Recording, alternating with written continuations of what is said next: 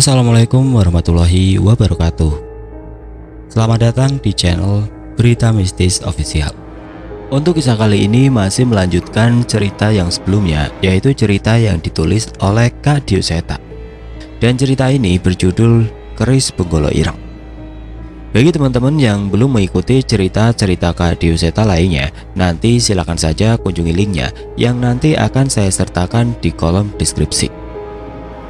Sebelum kita masuk ke ceritanya, tekan dulu tombol like video ini dan jangan lupa tekan juga tombol subscribe channel ini dan nyalakan juga lonceng notifikasinya agar teman-teman tidak ketinggalan cerita-cerita baru dari channel ini. Dan bagi teman-teman yang ingin membaca langsung ceritanya, nanti silahkan saja kunjungi linknya yang nanti akan saya sertakan di kolom deskripsi. Dan jangan lupa follow juga akun Twitter penulis. Dan seperti apa untuk kisah kali ini? Langsung saja kita simak berikut ini.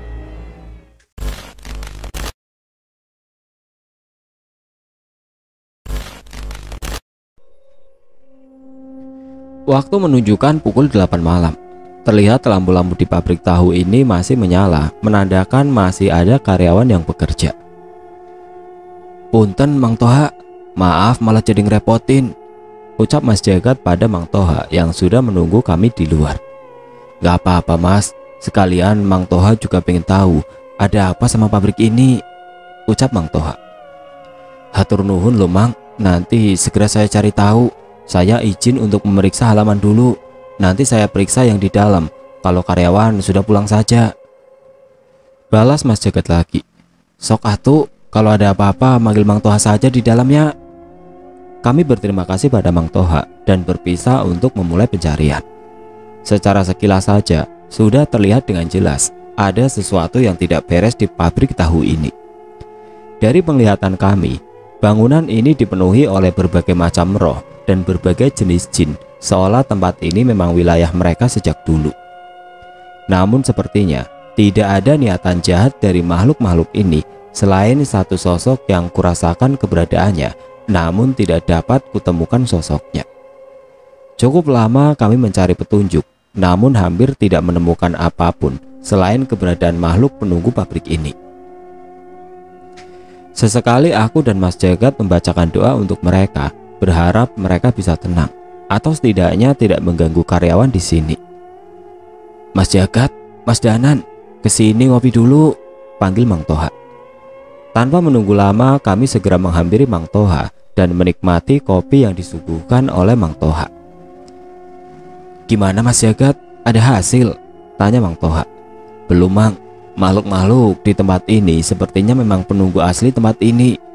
Tapi ada sesuatu yang membuat mereka terganggu hingga menampakkan diri," jelas Mas Jagat.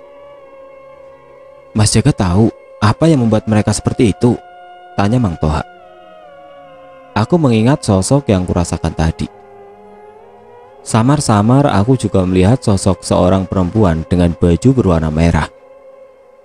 "Apa karena sosok roh perempuan itu?" tanyaku pada Mas Jagat. "Maksud Mas Danan roh perempuan apa?" tanya Mang Toha memastikan. "Ningsi, Mang Toha masih ingat tentangnya. Tetangga satu desa Dirga dan Aba juga," jelas Mas Jagat. Ternyata itulah nama sosok yang mengganggu indraku selama di tempat ini. "Iya, Mang Toha ingat. Tapi ada apa tentang Ningsi?" Mang Toha semakin penasaran. "Ia meninggal dengan membawa dendam. Saya belum mengetahui secara pasti, namun sepertinya ada hubungannya dengan garis keturunan Pak Wijaya Kartakusuma. Dan harus garis keturunannya lah yang menyelesaikannya," jelas Mas Jagat. Mang Toha sedikit berpikir. Sepertinya ia juga mengetahui sesuatu tentang ucapan Mas Jagat. "Maaf Mang Toha, memangnya sosok Roningsi itu sering muncul di mana?" tanyaku yang belum menyerah untuk mencari petunjuk. "Oh iya Mas, pernah ada karyawan yang melihat sosok Roningsi di dekat tumpukan kayu di samping pabrik. Tapi punten, Mang Toha tidak tahu apa yang kalian cari ada di sana," jelas Mang Toha. Aku dan Mas Jagat saling menatap dan segera menghabiskan kopi ini untuk mengecek ke tempat ini. Kali ini Mang Toha menemani kami menuju tumpukan kayu ini. "Mas Jagat ngerasain sesuatu?" tanyaku. Mas Jagat menggeleng, Namun ia mengambil dan memandangi sebuah tali yang terlihat berbeda dari tumpukan tali lainnya di tempat itu. Mang Toha, seandainya Mang Toha tahu sesuatu, sebaiknya segera beritahu ke keluarga Pak Jaya yang bisa dipercaya. Sosok roh seperti ini akan mudah dimanfaatkan oleh dukun atau roh jahat, ucap Mas Jagat tiba-tiba. Ia menggeser beberapa tumpukan kayu dan menemukan sebuah lubang yang tertutup oleh tanah dan berbagai benda secara berantakan. Tangannya merogoh lubang itu dan mengeluarkan sebuah benda menyerupai kain kafan lusuh. Ia merogoh lagi dan menemukan beberapa benda seperti tulang belulang hewan pengerat, hingga akhirnya tangan Mas Jagat keluar dengan menggenggam benda seperti pecahan warangka atau sarung keris. Danan, ini... Mas Jagat menunjukkan temuannya itu. Iya Mas, benar, ini yang kita cari. Pantas saja kita tidak bisa merasakan benda ini. Sepertinya dukun itu menggunakan ritual dan benda-benda khusus untuk menyembunyikan keberadaan benda ini, dan agar benda ini kehilangan kekuatannya secara perlahan. Aku mencoba mengutarakan pendapatku, sementara Mas Jagat terus mengumpulkan pecahan warangka yang samar-samar memancarkan kekuatan putih, walau mulai melemah. Aku mengambil sepotong kain dari tas yang telah kupersiapkan dan mengumpulkan pecahan itu. Mang Toha, sebelumnya ada seorang dukun yang memanfaatkan kekuatan hitam dari dendam Ningsih untuk memancing keluar sosok berbahaya dari keris yang disegel oleh benda ini. Mang Toha harus berhati-hati, bisa jadi hal ini akan terulang lagi, ucap Mas Jagat. Terus kami harus bagaimana Mas Jagat? Tanya Mang Toha. Saya akan cari tahu, tapi sebelumnya ada masalah yang cukup besar yang harus kami tangani. Tapi seperti yang saya bilang, hanya garis keturunan Pak Jaya yang bisa menghentikan permasalahan di pabrik tahu ini. Untuk sementara kami sudah mendoakan roh di tempat ini. Setidaknya mereka tidak akan melukai karyawan walau sering menampakkan diri, ucap Mas Jagat. Baik Mas Jagat, saya akan coba sampaikan. Terima kasih banyak Mas, ucap Mang Toha. Kami yang berterima kasih Mas, kami yang mendapatkan petunjuk baru dari permasalahan kami di sini, jawabku. Tak lama setelahnya kami segera pamit dan meninggalkan pabrik tahu ini. Pabrik tahu milik keluarga Wijaya Karta Kusuma yang masih menyimpan banyak misteri. Namun kami percaya, pasti akan ada seseorang dari keluarga itu yang mampu memecahkan misteri itu. Sesampainya di rumah, kami menunjukkan pada Abah benda yang kami temukan dan memastikan bahwa itu adalah benda yang pernah menyegel keris Penggolo Ireng. Sayangnya, kondisinya sudah tidak memungkinkan untuk melakukan tugasnya seperti sebelumnya.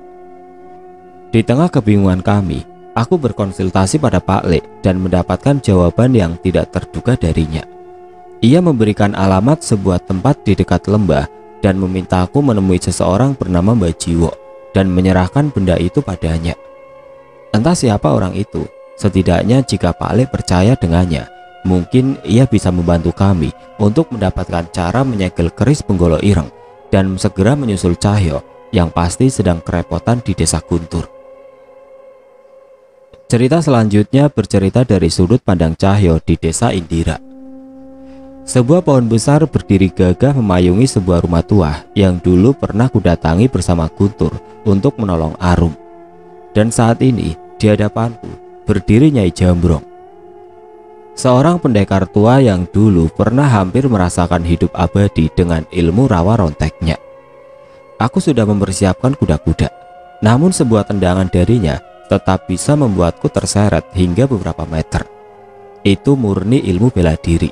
Tidak ada sedikit pun ilmu kanuragan maupun hal gaib yang memperkuat serangannya itu. Sudah Nyai, aku tidak ingin bertengkar. Yang kami hadapi kali ini bukan musuh sembarangan.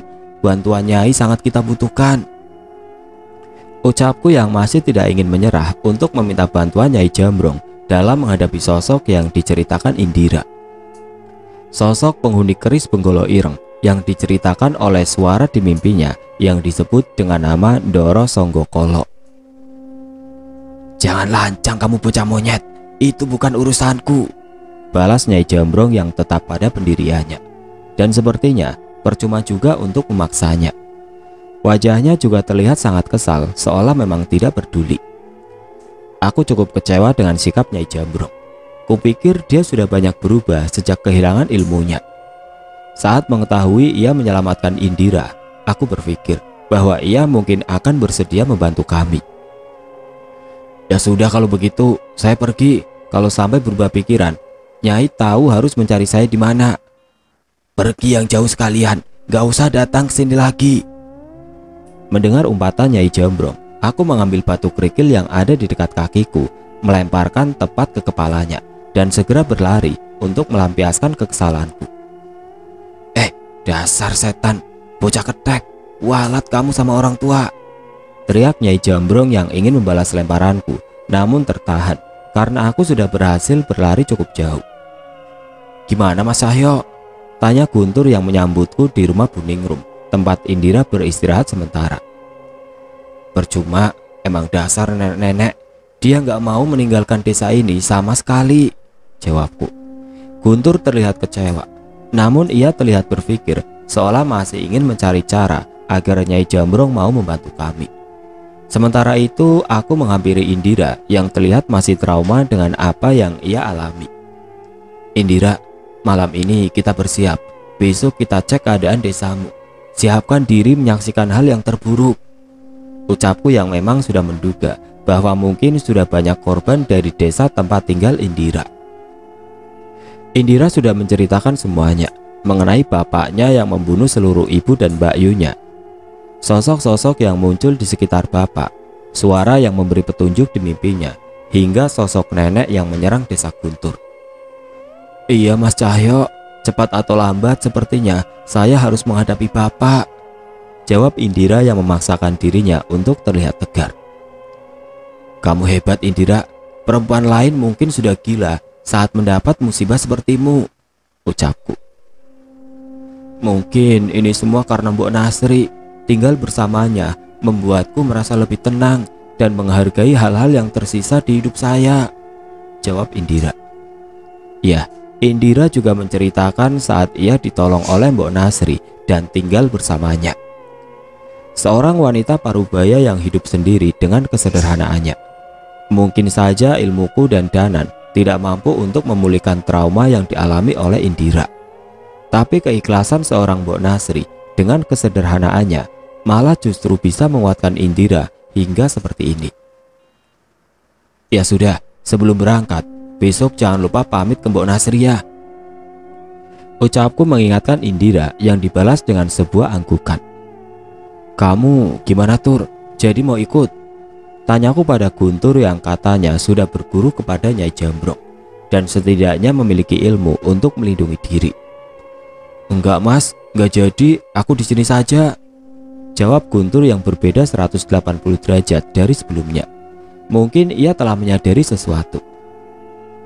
Pilihan bijak, kamu sudah tambah dewasa, ucapku mencoba memuji Guntur.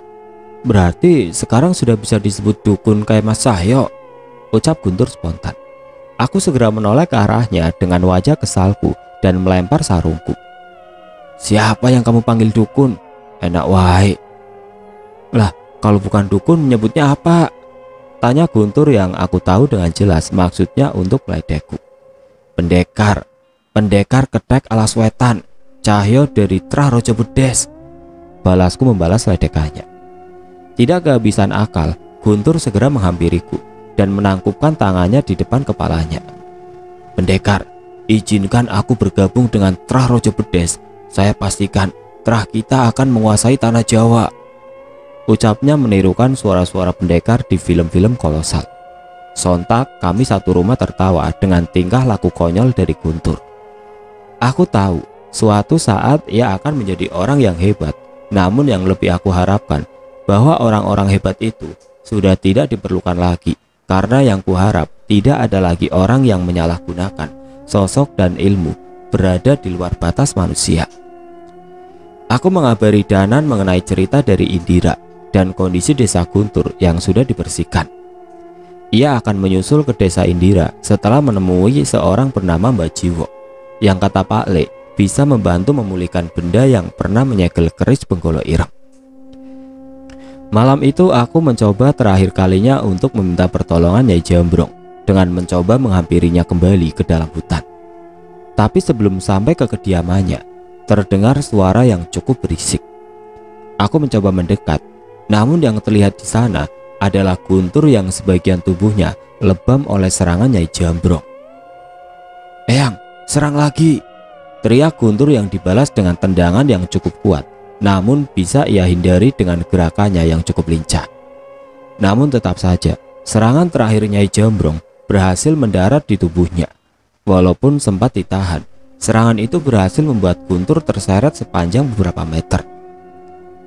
"Sudah, gak usah bertele-tele. Mana mungkin bocah pemalas kayak kamu kesini malam-malam untuk berlatih," teriak Nyai Jambrong yang sepertinya sudah membaca maksud Guntur.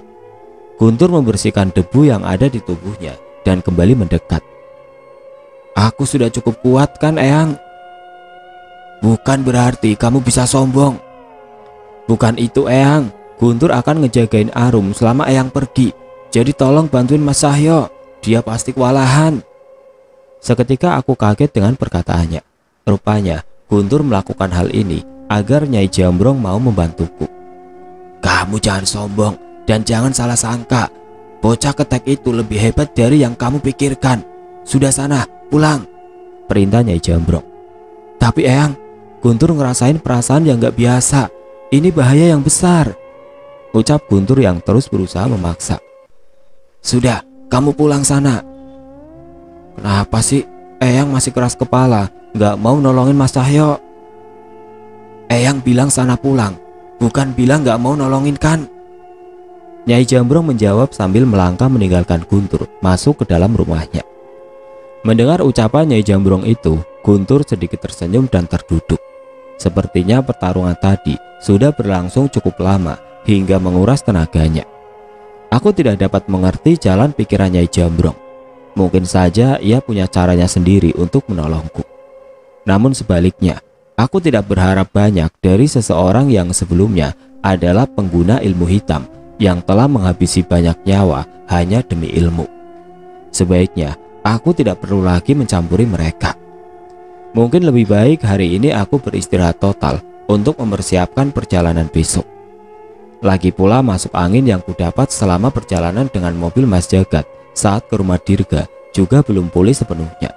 Sepertinya ini hukuman karena terlalu banyak sok bertingkah keren. Aku mengantar Indira ke rumah Mbok Nasri yang sekaligus merupakan warungnya untuk berjualan sayur. Terdengar percakapan tulus antara mereka berdua yang saling khawatir dengan keadaan masing-masing. "Dok, kamu harus hati-hati pokoknya. Kalau bingung mau kemana, kamu pulang ke sini saja ya, Dok. Indira sudah jadi anak Mbok," ucap Mbok Nasri. Tanpa sadar aku tersenyum mendengarnya. "Iya, Mbok. Indira pasti kembali ke sini. Doain Indira ya, Mbok," pamit Indira yang mencium tangan Mbok Nasri sebelum pergi. Aku menghampiri Mbok Nasri dan melakukan hal yang serupa. "Tenang saja, Mbok. Saya yang jaga Indira. Mbok tenang saja dan bantu doa ya." "Iya, Nang. Titip Indira ya." Mbok Nasri menatap mataku dan menepuk pundakku, seolah menitipkan anaknya sendiri padaku. Perjalanan kami rupanya cukup panjang hingga baru sampai di desa Indira pada tengah hari. Sebuah desa kecil namun setiap rumahnya memiliki lahan yang cukup besar dengan rumah joglo yang menjadi bangunan utamanya. Rumah Indira merupakan salah satu yang terbesar di sana dan cukup mencolok. Menurut ceritanya, keluarganya memang cukup berada dengan penghasilan dari hasil sawah miliknya yang digarap oleh warga desa. Namun anehnya saat ini, hanya keheningan yang ada di desa ini. Tidak ada seorang pun manusia yang kami lihat sepanjang jalan. Saat kami semakin masuk ke dalam, beberapa rumah sudah ditutup garis polisi dengan kondisi bangunan yang berantakan. "Ini rumah kepala desa," ucap Indira yang mencoba mengintip ke dalam. Namun ia keluar dan menggeleng, menandakan tidak ada apapun di sana. Di beberapa tempat terdapat penanda yang digambar untuk menandakan pernah ada korban terbaring di sana. Bercak darah juga terlihat di beberapa tempat. Hanya dengan melihat ini semua, kami langsung menyimpulkan bahwa kejadian mengerikan sudah terjadi di tempat ini. "Mas, ada suara aneh yang manggil Indira, Mas. Suaranya ada banyak," ucap Indira tiba-tiba. Mereka bilang apa, Indira? Banyak, Mas. Ada yang menyuruhku kembali ke rumah, ada yang melarang, dan ada yang menyuruhku mati. Aku mencoba melihat keadaan sekitar. Namun keadaan di siang ini membuat sosok-sosok itu enggan muncul di hadapan kami. Kita periksa ke rumahmu dulu. Rumah Indira tertutup garis polisi yang sepertinya sudah dipasang cukup lama. Mau tidak mau kami harus melanggar garis itu dan memasuki rumah joglo yang cukup besar dengan cukup banyak ruangan di dalamnya. Aku mencari satu persatu sosok yang mungkin masih tertinggal di sini, namun sama sekali tidak ada petunjuk. Keadaan semakin miris ketika terlihat dengan sangat jelas ada bekas darah di lantai yang kemungkinan berasal dari tubuh seseorang yang diseret keluar rumah. Di situ, Mas, ruangannya, tunjuk Indira yang perasaannya mulai goyah karena mengingat kejadian itu. Sebuah ruangan yang sepertinya dulunya merupakan sebuah ruangan rahasia yang tertutup lemari besar. Aku melangkah masuk ke dalam, namun seketika sebuah ingatan masuk ke dalam pikiranku. Seorang laki-laki yang kuduga itu adalah ayah Indira terlihat menyeret dua orang perempuan yang tidak melawan dengan tatapan yang kosong seperti terhipnotis. Pria itu kembali mengambil sebuah benda seperti tali. Sejenak ia menoleh ke arah kamar Indira dan tersenyum dengan mengerikan, sebelum akhirnya menggantung terbalik kedua orang itu dan menertawakannya seperti orang gila. Lilin, kemenyan, dupa, tulang binatang, dan berbagai benda-benda menghiasi ruangan itu. Ayah Indira memanggil sosok makhluk yang terikat dengan benda yang diselipkan di belakang pinggang pria itu. Sebuah keris, layaknya sebuah pertunjukan. Setan-setan itu menyoraki dan menikmati setiap darah yang bercucuran dari tubuh kedua manusia naas itu yang dihabisi dengan keris hitam berbilah emas miliknya. Satu hal yang salah dari cerita Indira, pria itu tidak kesurupan.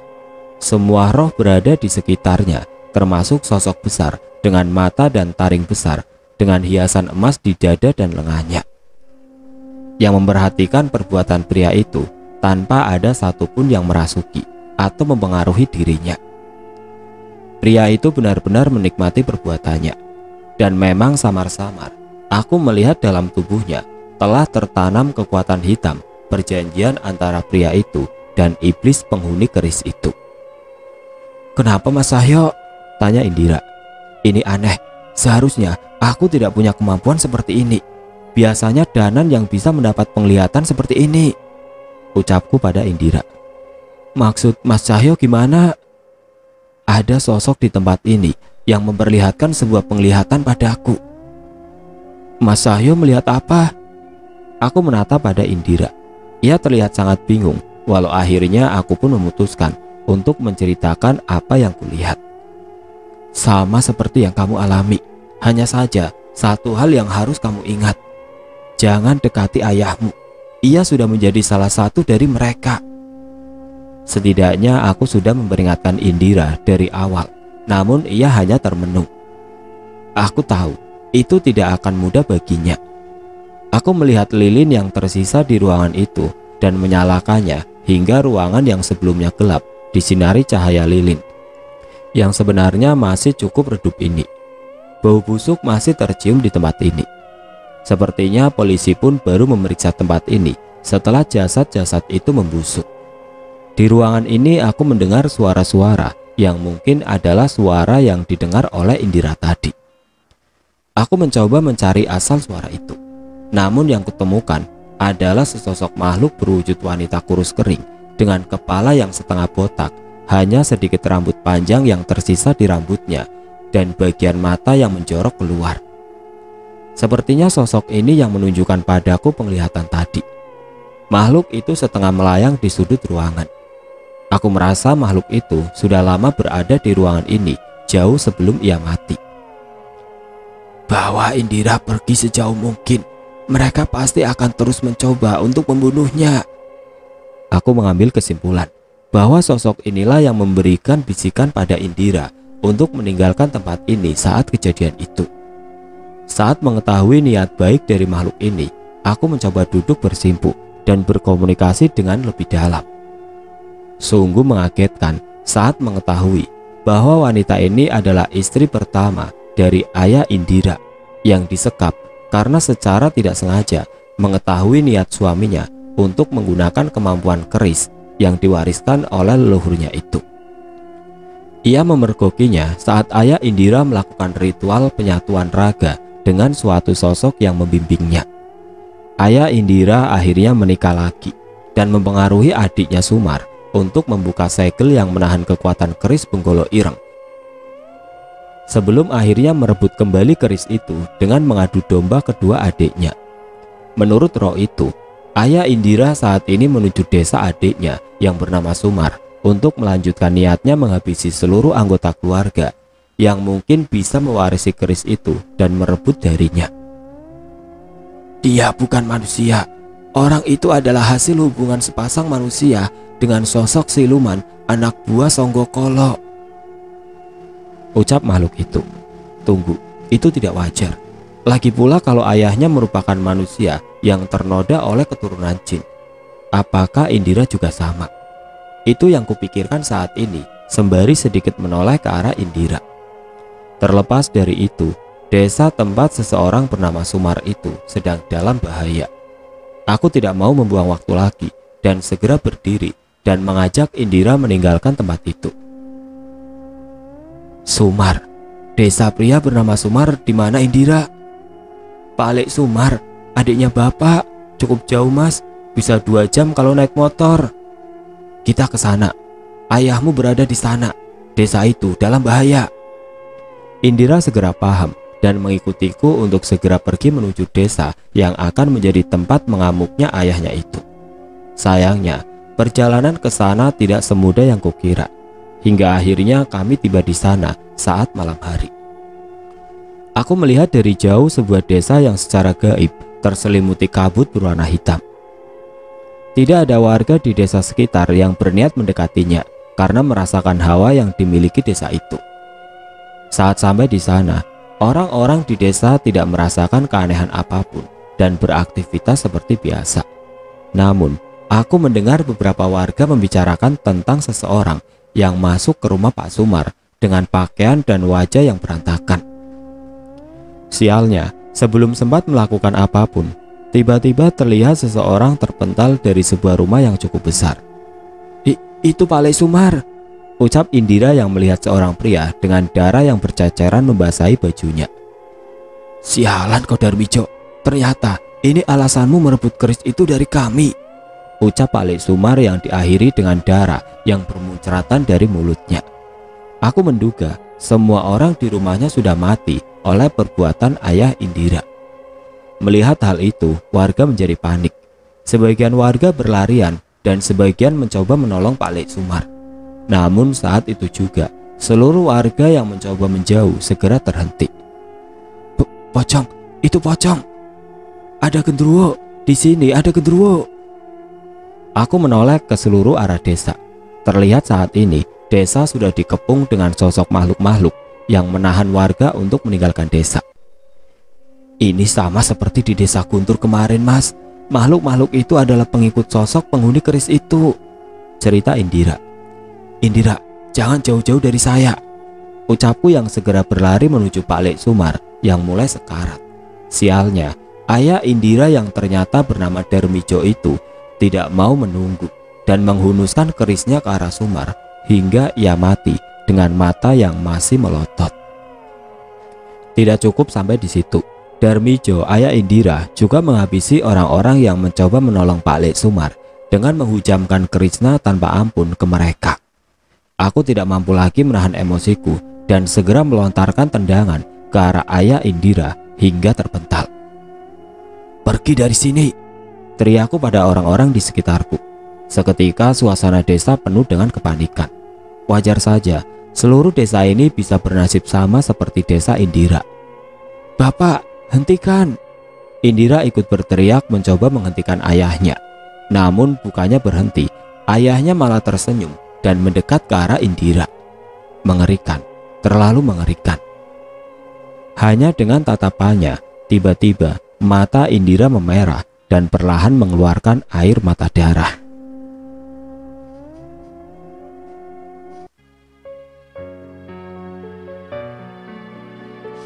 Oke teman-teman, sampai di sini dulu ceritanya. Nantikan kelanjutan kisah ini di video berikutnya. Agar tidak ketinggalan, klik tombol subscribe channel ini dan nyalakan lonceng notifikasinya.